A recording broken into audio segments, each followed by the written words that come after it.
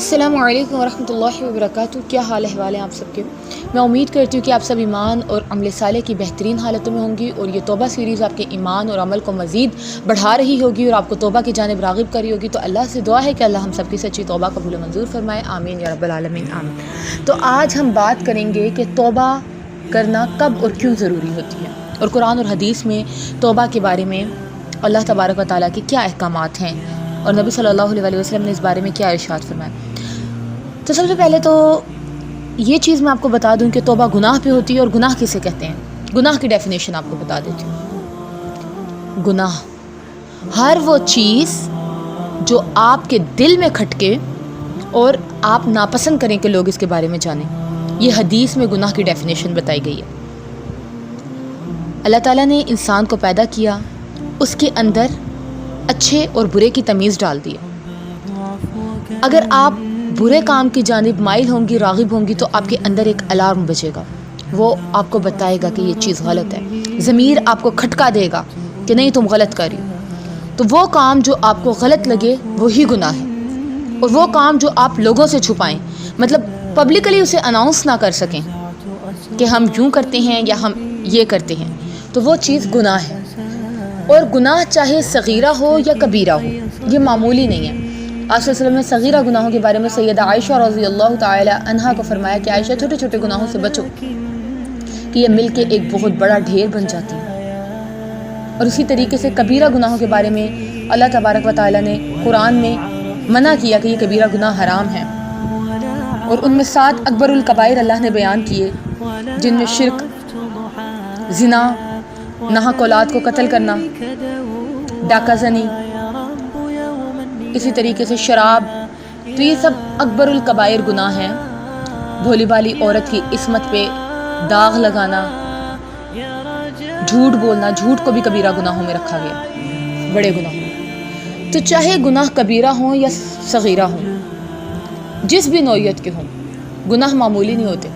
حدیث میں ہے کہ جب ابن آدم گناہ کرتا ہے تو اس کے دل پہ ایک سیاہ دھبا پڑ جاتا ہے۔ اگر وہ توبہ کرے تو وہ دھبا مٹا دیا جاتا ہے، اگر توبہ نہ کرے تو وہ دھبا اگلے گناہ سے اور بڑھتا ہے اور بڑھتا ہے اور بڑھتا ہے، یہاں تک کہ سارا دل سیاہ ہو جاتا ہے، اور اس کے بعد اس دل پہ ٹھپا لگ جاتا ہے، پھر اس دل میں ہدایت داخل نہیں ہو پاتی۔ تو یہ گناہ دل کو زنگآلود کر دیتے ہیں، روح کو بے چین کر دیتے ہیں۔ انسان کا دل جب سیاہ ہو جاتا ہے نا، تو پھر وہ برائی کی جانب زیادہ مائل ہوتا ہے، اور اچھائی کی طرف راغب ہونے کی اس کی حس اور صلاحیت ہی ختم ہو جاتی ہے۔ تو ہم نے اشک ندامت سے، توبہ کے آنسوؤں سے اپنے دلوں کو دھونا ہے، کیونکہ اللہ کو یہ آنسو بہت پسند ہے۔ حدیث میں آتا ہے اللہ کو 2 قطرے بہت محبوب ہیں، ایک گناہ گار کی آنکھ سے بہتا آنسو اور دوسرا شہید کے خون کا قطرہ، اور جب یہ دونوں آنسو گرتے ہیں تو گناہ معاف ہو جاتے ہیں۔ شہید کا قطرہ گرتے ہی پہلا قطرہ، اس کے سارے گناہ معاف ہو جاتے ہیں۔ اسی طریقے سے گناہ گار جب سچے دل سے توبہ کرتا ہے تو قال اللہ تبارک و تعالی فی القرآن المجید والفرقان الحمید غافر الذنب وقابل التوب شدید العقاب ذی الطول لا الہ الا هو الیہ المصیر۔ وہ اللہ جو گناہ کا بخشنے والا ہے، توبہ کا قبول کرنے والا ہے، سخت عذاب دینے والا بھی ہے، اور انعام و قدرت رکھنے والا بھی ہے، اس کے سوا کوئی معبود نہیں، اسی کی جانب پلٹنا ہے۔ حدیث میں آتا ہے نبی صلی اللہ علیہ وسلم نے فرمایا جب کوئی بندہ گناہ کرتا ہے تو اس کے دل میں ایک سیاہ نقطہ پڑ جاتا ہے، جب گناہ سے الگ ہو، استغفار کرے تو وہ دل صاف ہو جاتا ہے۔ اسی طریقے سے ایک اور حدیث میں آتا ہے اللہ عز و جل رات کو اپنا ہاتھ بڑھاتا ہے تاکہ دن میں گناہ کرنے والے توبہ کریں، دن میں اپنا ہاتھ بڑھاتا ہے تاکہ رات میں گناہ کرنے والے توبہ کریں، اور وہ یوں ہی کرتا رہے گا حتیٰ کہ سورج مغرب سے طلوع ہو جائے۔ وہ بخش دیتا ہے، وہ معاف کر دیتا ہے۔ آقا علیہ السلام نے فرمایا مغرب کی طرف توبہ کا ایک دروازہ ہے جس کی چوڑائی 40 سال یا 70 سال کی مسافت ہے۔ اللہ نے اس دروازے کو اس دن کھول دیا تھا جس دن اس نے زمین اور آسمان بنائے تھے، اور دروازہ اس وقت تک بند نہ کرے گا جب تک کہ سورج اس دروازے سے طلوع نہ ہو۔ حضرت معاذ بن جبل رضی اللہ عنہ بیان کرتے ہیں کہ میں نے عرض کی یا رسول اللہ مجھے کوئی وصیت کیجیے۔ آپ نے فرمایا یا معاذ اتق اللہ، جس قدر ہو سکے اللہ سے ڈرتے رہو، ہر پتھر اور درخت کے پاس اللہ کا ذکر کرو، اور جو تم برا کام کرو اس کے فوراً بعد توبہ کرو. پوشیدہ گناہوں کی معاذ پوشیدہ توبہ کرنا، کھلم کھلا جو گناہ کرتے ہو اس کی کھلم کھلا توبہ کرنا. اور عبداللہ ابن مسعود فرماتے ہیں آپ صلی اللہ علیہ وسلم نے فرمایا گناہ سے توبہ کرنے والا تو ایسا ہے گویا کہ اس نے گناہ ہی نہ کیا. حدیث قدسی ہے، اے ابن آدم بے شک تو نے مجھ سے دعا کی اور مجھ سے امید رکھی، تو نے جو بھی گناہ کیا میں نے اسے معاف کر دیا اور مجھے پرواہ نہیں. اے ابن آدم اگر تو پوری زمین برابر بھی گناہ لے کے آیا اور تو نے مجھ سے ملاقات کی تو میں تیرے پاس اتنی ہی مغفرت لاؤں گا، بشرط یہ کہ تو نے شرک نہ کیا. یہ ترمذی کی صحیح حدیث ہے. وہ معاف کرنے کے بہانے ڈھونڈتا ہے، وہ معاف کر دیتا ہے. وہ کہتا ہے زمین آسمان بھر کے گناہ لاؤ میں معاف کر دوں گا، میں شرک بھی معاف کر دوں گا. لیکن شرک کے لیے باقاعدہ معافی مانگنی پڑے گی. بعض گناہ ایسے ہوتے ہیں نا کہ جو جیسے چھوٹے گناہ ہیں تو وہ انسان کوئی نیک عمل کرے تو ان الحسنات یذہبن السیئات، نیکیاں آتی ہیں تو برائیاں خود بخود مٹتی جاتی ہیں. آپ وضو کرنے جاتے ہیں آپ کے گناہ جھڑتے ہیں.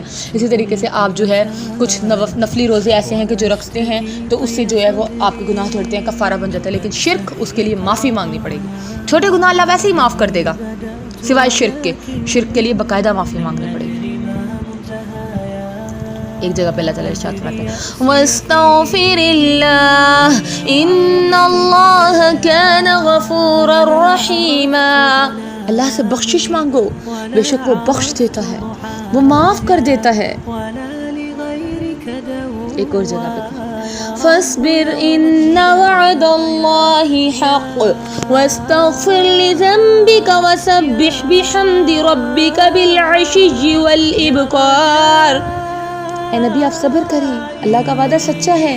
اپنے گناہوں کی معافی مانگتے رہیں، صبح شام اپنے پروردگار کی تسبیح اور حمد بیان کرتے رہیں، استغفار کرتے رہیں. آپ صلی اللہ علیہ وسلم ان آیات پہ عمل کیا کرتے تھے. سیدہ عائشہ کہتی ہیں آپ اللہم اغفر لی کی تسبیح بڑھا کرتے تھے، کثرت سے استغفار کیا کرتے تھے. حضرت عبداللہ بن عباس سے روایت ہے نبی کریم صلی اللہ علیہ وسلم رات کو جب نماز کے لیے کھڑے ہوتے تو کہتے اللہم لک الحمد انت نور السماوات والارض ومن فیہن ولک الحمد انت قیوم السماوات والارض ومن فیہن ولک الحمد انت الحق ووعدک الحق وقولک الحق ولقاءک حق والجنۃ حق والنار حق والساعۃ حق والنبیون حق ومحمد حق اللہم لک اسلمت والیک توکلت. یہ دعائیں پڑھا کرتے تھے. وَبِكَ آمَنْتُ وَإِلَيْكَ أَنَبْتُ وَبِكَ خَاصَمْتُ وَإِلَيْكَ. کتنی عظیم الشان دعا ہے جو محمد رسول اللہ مانگ رہے ہیں اور اینڈ پہ کہہ رہے ہیں حکمت فاغفر لی ما قدمت وما اخرت وما اسررت وما اعلنت ما قدمت وما اخرت وما اسررت وما اعلنت انت المقدم وانت المؤخر لا الہ الا انت. یہ بخاری کی روایات اپنے گناہوں پہ معافی مانگ رہے ہیں. سیدنا ابو بکر رضی اللہ تعالی عنہ نے نبی صلی اللہ علیہ وسلم سے جب پوچھا کہ آقا علیہ السلام سب سے بہترین دعا کیا ہے تو آپ نے کہا ابو بکر نماز میں یہ دعا پڑھا کرو تشہد کے بعد اللہم انت ربی لا الہ الا انت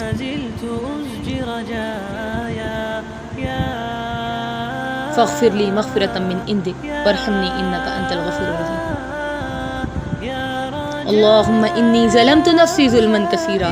اے اللہ میں نے اپنی جان پہ بہت زیادہ ظلم کر لیا. فاغفر لی مغفرۃ من عندک، مجھے بخش دے، میں تیرے سے معافی مانگتا ہوں. ورحمنی، مجھ پہ رحم کر دے، تو غفور الرحیم ہے.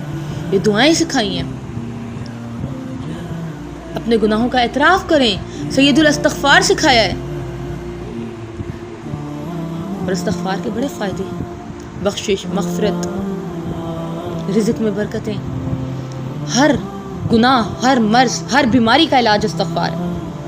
حضرت حسین کے پاس 3 بندے آئے، انہوں نے 3 الگ مسئلے بتائے. حضرت حسین نے سب کو کہا استغفار کرو. راوی حیران ہوا، کہنے لگا یہ کیا آپ کہہ رہے ہیں؟ ہر بندے کو کہہ رہے ہیں استغفار کرو، ہر مسئلے پہ کہہ رہے ہیں استغفار کرو. انہوں نے کہا یہ استغفار انسان کو مستجاب الدعوات بناتا ہے، اس کی ہر دعا قبول ہوتی ہے، اس کا ہر مسئلہ حل ہوتا ہے. یہ رزق میں برکت دیتا ہے، یہ اولاد عطا کرتا ہے، یہ رب کا قرب دیتا ہے. یہ معمولی وظیفہ نہیں ہے.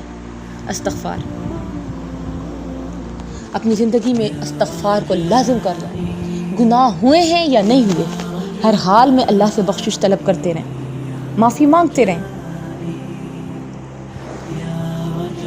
یقین کریں وہ معاف کر دیتا ہے، بڑے گناہ ہوں یا چھوٹے گناہ ہوں. معافی مانگیں. ہم میں سے بعض لوگ ایسے ہوتے ہیں، آپ کو ایک واقعہ بتاتی ہوں. میں نے اپنی ایک دوست سے کہا کہ استغفار کرو، تو آگے سے مجھے جواب ملا میں پاپی نہیں ہوں. میں نے کہا آپ کو کس نے کہا کہ استغفار صرف گناہ گاروں کے لیے ہوتا ہے؟ یہ تو نیکوکاروں کے لیے بھی ہوتا ہے. نیکوکاروں کو اس سے اللہ کا قرب ملتا ہے. نبی صلی اللہ علیہ وسلم جو کہ معصوم عن الخطا تھے، جن سے کوئی غلطی نہیں ہو سکتی تھی، آپ ایک دن میں 70 سے زائد مرتبہ استغفار کرتے تھے رب کا قرب پانے کے لیے. کس نے کہہ دیا کہ استغفار صرف گناہ گار کرتے ہیں؟ نیک لوگ بھی استغفار کرتے ہیں، فرشتے بھی استغفار کرتے ہیں. رب کا محبوب کلمہ ہے استغفار. اللہ سے سچے دل سے معافی مانگیں، اس سے توبہ کریں اپنے ہر گناہ پہ، ظاہری، باطنی، اعلانیہ، چھپے. ہمیں تو یہ بھی نہیں پتا کہ ہم نادانستگی میں کتنے گناہ کر جاتے ہیں. خطا کار ہیں نا، تو معافی مانگتے رہا کریں. چلتے پھرتے استغفار کو اپنا معمول بنا لیں. آپ کو امام احمد بن حنبل کی زندگی کا ایک واقعہ بتاتی ہوں. ایک دفعہ امام احمد بن حنبل سفر پہ نکلے، راستے میں سیلاب آ گیا، تو امام صاحب کا جو گھوڑا تھا وہ بدک گیا اور جنگلوں کی طرف نکل گیا، اور وہاں سے ہوتے ہوتے ایک وادی میں پہنچا. وادی سے گزر کے وہ ایک شہر میں داخل ہو گیا. اب وہ اس علاقے کو تو جانتے نہیں تھے، کافی پریشان ہوئے. مسجد میں جا کے نماز پڑھی، اور نماز کے بعد مسجد میں بیٹھے ہوئے تھے کہ مسجد کا جو دربان تھا وہ آیا. اس نے کہا باہر نکلو، مجھے مسجد کو لاک لگانا. امام صاحب نے کہا میں مسافر ہوں، مجھے یہاں رات گزارنے دو. اس نے کہا یہاں سے جاؤ باہر، مجھے لاک لگانا ہے، چیزیں چوری ہو جاتی ہیں. جن لوگوں کو خوف خدا نہیں ہوتا وہ مسجد کی ٹوٹیاں تک لے جاتے ہیں، مسجد کے باہر سے چپلیں تک لے جاتے ہیں. تم نکلو یہاں سے. امام صاحب مسجد کے دروازے کے باہر بیٹھ گئے. ایک جوان وہاں سے گزرا، کہتا ہے آپ میرے گھر آ جائیے، اجنبی معلوم ہوتے ہیں، مسافر معلوم ہوتے ہیں، میرے ساتھ چلیں. انہیں لے کے ساتھ گیا. اب ان کے کھانے کا بندوبست کر رہا ہے، آٹا گوندھ رہا ہے تو استغفر اللہ، روٹیاں پکا رہا ہے تو استغفر اللہ، کیونکہ اکیلا رہتا تھا وہ جوان، شادی نہیں ہوئی تھی اس کی. ہر چیز میں استغفر اللہ، ہر چیز میں. بستر بچھا رہا ہے تو استغفر اللہ، اٹھ رہا ہے، بیٹھ رہا ہے، چل رہا ہے، پھر رہا ہے، استغفر اللہ استغفر اللہ استغفر اللہ. امام صاحب سے رہا نہیں گیا. انہوں نے کہا آپ یہ اتنا استغفار کیوں کرتے ہیں؟ آپ کو کیا اس استغفار کا کوئی فائدہ بھی ہوا ہے؟ انہوں نے کہا ہاں، مجھے اس استغفار سے یہ فائدہ ہوا کہ اللہ میری ہر دعا قبول کرتا ہے سوائے ایک دعا کی. انہوں نے کہا اچھا، کیا آپ مجھے بتائیں گے وہ کون سی دعا قبول نہیں ہو سکتا؟ وہ کوئی معصیت کی دعا ہو اسی وجہ سے نہ قبول ہوئی ہو، کیونکہ جو چیز آپ کے حق میں بہتر نہیں ہوتی اللہ وہ نہیں آپ کو دیتا. کیا آپ مجھے بتانا پسند کریں گے وہ کون سی دعا نہیں قبول ہوئی؟ انہوں نے کہا میں نے یہ سنا ہے کہ ایک بہت بڑا محدث ہے، وہ نبی صلی اللہ علیہ وسلم کی حدیثیں روایت کرتا ہے، وہ بہت بڑا عالم دین ہے، اور مجھے پتہ ہے کہ نہ میرے پاس اتنا زیادہ راہ ہے کہ میں سفر کر کے جا کے اس سے مل کے آ سکوں، اور نہ ہی میرے اندر اتنی استطاعت ہے. تو میں اپنے اللہ سے یہ دعا کر رہا تھا کہ یا خدایا مجھے امام احمد بن حنبل سے ملوا دے. ابھی تک بس میری یہ ایک دعا قبول نہیں، باقی تمام دعائیں قبول ہیں. امام احمد بن حنبل کی آنکھوں میں آنسو تھے. کہتے ہیں اٹھ جوان، ذرا میرے گلے لگ، رب نے تیری دعا قبول کر لی. ایسا طوفان بھیجا جس سے میرا گھوڑا بھدک گیا، اور مجھے رب نے تیرے گھر میں تیرے در پہ پہنچا دی. وہ بندہ جو حسرت میں مبتلا تھا کہ امام احمد بن حنبل سے میری ملاقات ہو جائے، بس امام احمد بن حنبل اس کے گھر میں مہمان بن کے آنے والی تھی. تو یہ استغفار کے فضائل ہیں، اس سے ہر دعا قبول ہوتی ہے. اگر اولاد نہیں ہے تو استغفار کی کثرت کریں. اللہ تعالیٰ نے سورہ نوح میں فرمایا فَقُلْتُ اسْتَغْفِرُوا رَبَّكُمْ إِنَّهُ كَانَ غَفَّارًا، اپنے رب سے بخشش طلب کرو، وہ بخشنے والا مہربان ہے. يُرْسِلِ السَّمَاءَ عَلَيْكُمْ مِدْرَارًا، وہ آسمان سے تمہارے لیے بارش برسائے گا. وَيُمْدِدْكُمْ بِمَالٍ وَبَنِينَ، وہ مال اور بیٹوں سے تمہاری مدد کرے گا. استغفار سے مال بھی ملے گا، بیٹے بھی ملیں گے، اللہ بخشے گا بھی، آسمان سے بارشیں بھی آئیں گی، زمین سے کھیتیاں بھی اگائے گا، رزق بھی دے گا. تمام مسئلوں کا حل استغفار ہے. ہم میں سے ہر کوئی آج پریشان ہے، ہر کوئی پریشان. تو اپنی زندگی میں جس مسئلے میں بھی آپ پریشان ہیں، تمام پریشانیوں کے ایک واحد حل، ایک واحد کنجی آپ کے پاس ہے، استغفار. یقین مانے تمام تالے کھل جاتے ہیں، تمام دعائیں قبول ہو جاتی ہیں، بس آپ استغفار کی کثرت کرتے ہیں. گناہ ہے یا نہیں ہے، بس اللہ سے معافی مانگتے رہا کریں، چلتے پھرتے استغفار، استغفر اللہ استغفر اللہ. کتنی ہی استغفار کی دعائیں نبی صلی اللہ علیہ وسلم نے بتائی ہیں، ان سب کو لازم کر لیجیے، پکڑ لیجیے. اور یہ ہو نہیں سکتا کہ بندہ خلوص دل سے رب سے معافی مانگے اور اس کا رب معاف نہ کرے. انہو کان غفارا، وہ بخشنے والا مہربان ہے. اس نے صرف قرآن کے 30 پاروں میں اپنی 100 جگہ پہ ایک ہی صفت الغفار کا ذکر کیا. تو یہ اسی کرم نوازی ہے کہ وہ اپنی مخلوق کے لیے الغفار ہے. مغفرت کے دروازے واہ کیے بیٹھا ہے وہ. جائیں اس کے در پہ، جائیں، آپ کے پاس چابی موجود ہے. استغفار سے تالا کھولیں اور اپنے رب کا قرب پالیں. اللہ سے دعا ہے کہ اللہ ہمیں قرآن و سنت کو سمجھنے اور اس کے پر عمل کرنے کی توفیق عطا فرمائے. سبحان ربک رب العزت عما یصفون وسلام علی المرسلین والحمد للہ رب العالمین. آمین یا رب العالمین. آمین.